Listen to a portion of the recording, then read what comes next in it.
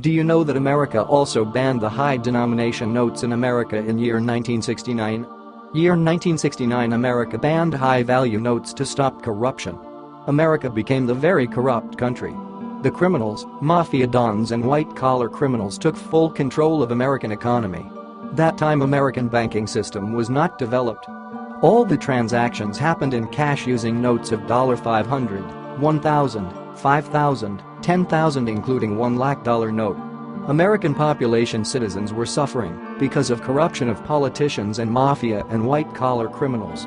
In this situation President Richard Nixon took the bold step. He did what no one expected.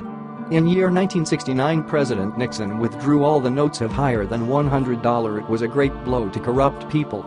This started the development of American banking system also. American people found it's very difficult to shift suddenly, but to get something one has to suffer the pain also.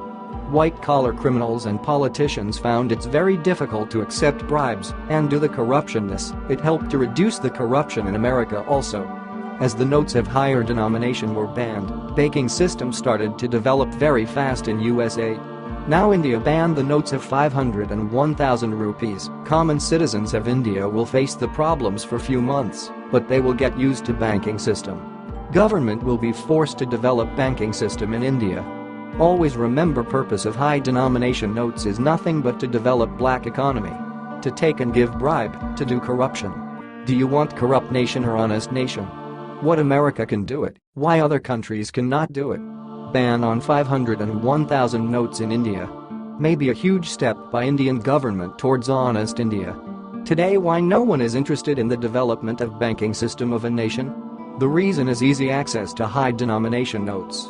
Once a country will ban these notes, village people will also demand open the banks in their area. All the banks will see the growth opportunities in village and they will start to open banks in villages. If you will ask any economist, if he will tell you that good country is one where all the transactions happen through banking system. Keeping poor people out of banking system is not good sign for any country. I think that presence of high-value notes in any country is the sign of corrupt country and corrupt culture and corrupt politicians. India has made a strict decision of banning regular 500 and 1000 rupee notes from circulation, which is a result of finding 1.25 lakh crore black money. Indian government believes that by taking this decision they can hit black markets down and you would be least circulation of black money and fraud would not take place. And Indian government announces 2000 rupee notes circulation instead of 500 and 1000 rupee notes. Reserve Bank of India will be issuing 2000 rupee notes, which will be a regular currency circulation over India.